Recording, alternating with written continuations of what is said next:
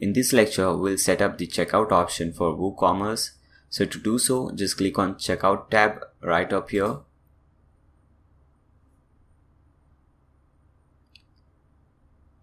Now the first option says enable the use of coupons, and we do want to enable that so that we can give coupons to different users, and when they put in that coupon code, they get 10% or 20%, whatever discount they want, so they can get that. Fine. So if you want that, you can enable this thing, and in this lecture also, itself we'll see both the checkout options and coupon options. Now here is the checkout process. If you want to enable the guest checkout, make sure it is enabled, and I highly recommend this, which this is very important. And now you have to just recheck whether everything is fine. Cart page should be selected to cart, checkout page should be checkout. Terms and conditions, if you want, you can create a page, terms and conditions, right, just type in your terms and conditions which you have, and you can link your page from here if you want. Not necessary, but if you want, you can do that. And after you've done all these changes, just click on save changes. Now before proceeding to different checkout options, now let's first see the coupon code. So just click on coupon from here.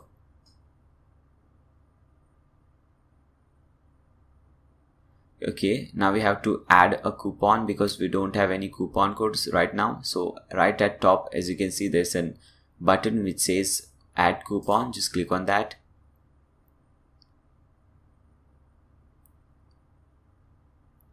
Now you have to put in the coupon code right up here. For example, suppose you want to offer 25% off, then you can select 25 off. This kind of coupon code you can make, and in description you can write the description about this coupon code. Get 25% off on the total amount.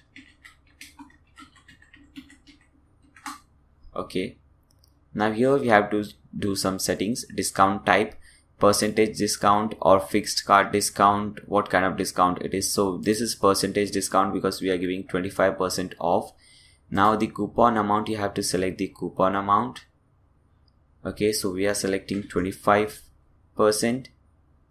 Allow free shipping. If you want, you can check this, and you can also set an expiry date. For example, 31st of this month, we can set the expiry date. Usage restriction, minimum speed, maximum minimum spend, maximum spend, but the minimum how much amount should be there so that the user can get that 25% off.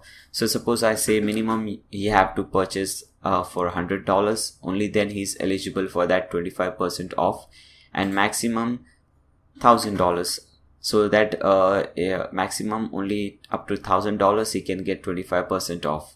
Okay, individual use only, check this box if the coupon cannot be used in conjunction with other coupons, and this is highly recommended because we don't want a user to use 25% coupon and then again we have another coupon code which gives 30% coupon.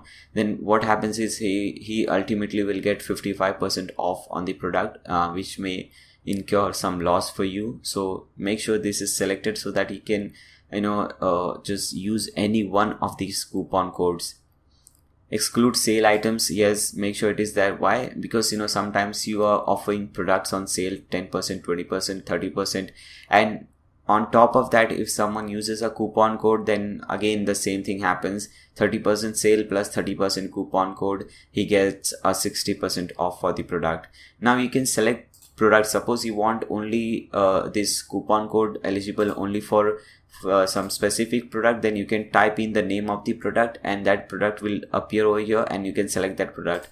But because we haven't created any product, then we won't get any option over here. You can exclude some products. For example, suppose you're dealing in jewelry or some kind of product, some expensive product, then obviously you will be a super fool to give 25% off on those kind of products. So you can exclude those products. Just type in the name of the product, that product will appear over here and you have to select that product. You can select the categories for which you want to offer this coupon code, this discount, and you can exclude some categories also, and you can exclude some email also, no restriction or email restriction, whatever you want. Usage limit per coupon you can set to 1, means a user can use this coupon code only once. Okay, now it says limit usage to X items. How many items can this coupon code be used on? So suppose you set 2 items, then if he purchases 2 items, then he can get that discount. Usage limit per users, obviously it should be 1. That is only one time that coupon code could be used by a single user. So once you are done with all these settings, you can just click on publish.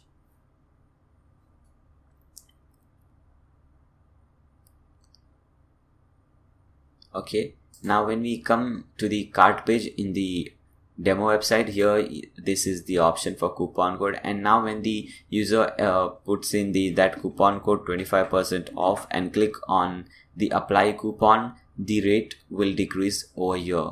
Okay, so this is also very important, it helps you in marketing your product, in marketing your website. So this is very important according to me. Now again, coming back to the checkout option, so under WooCommerce select settings, and under settings select checkout.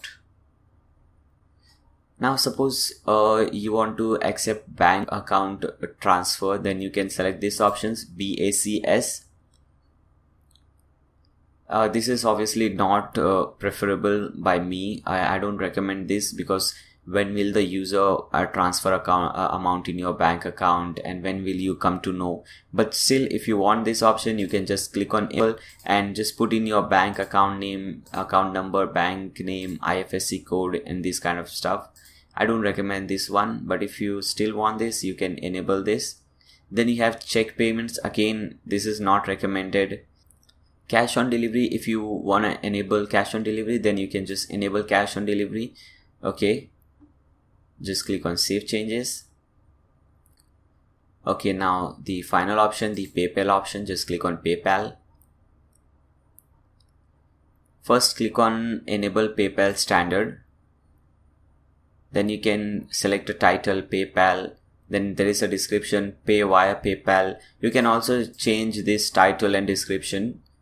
PayPal email, make sure this is very, very important. This is your PayPal email, the email address on which the PayPal account is activated. So whenever some user purchases some product and transfers that money, then that money will come to this email address. Okay, leave these options, these are not important. Receiver email address, make sure the email address is correct, very, very important. Now these are the 3 options which are very important. Okay, now let me tell you where will you get all this API username, password and signature. For that, open PayPal in a new tab, log into your PayPal account, scroll down, and at the left side you will see seller preferences under selling tools. Just click on seller preferences. A new page will pop up and you'll get so many different options, as you can see right up here. Here there's an option called API access. Okay, here it is, API access, and beside that there is all buttons. So besides the API access, there is an update button. Just click on that. Now here there are 2 options. First one is to add or edit API permission, and the second one is to view the API signature. Now what you have to do is click on view API signature. Now here you have to confirm that you are the PayPal account owner. So you have 2 options, whether you want to receive an email address or an automated phone call on your registered mobile number. So I'm selecting the receive an email address. Select the mobile number. This is the mobile number. Now click on continue.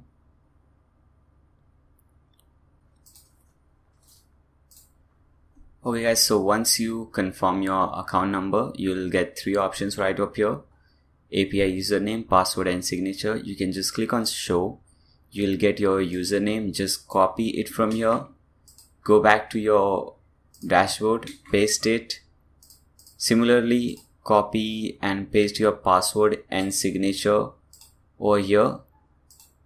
Okay, so click on password, copy it, paste it over here, signature, copy and paste it over here. Now click on save changes. So with this we have completed the checkout option, and in the next lecture we'll be creating new products.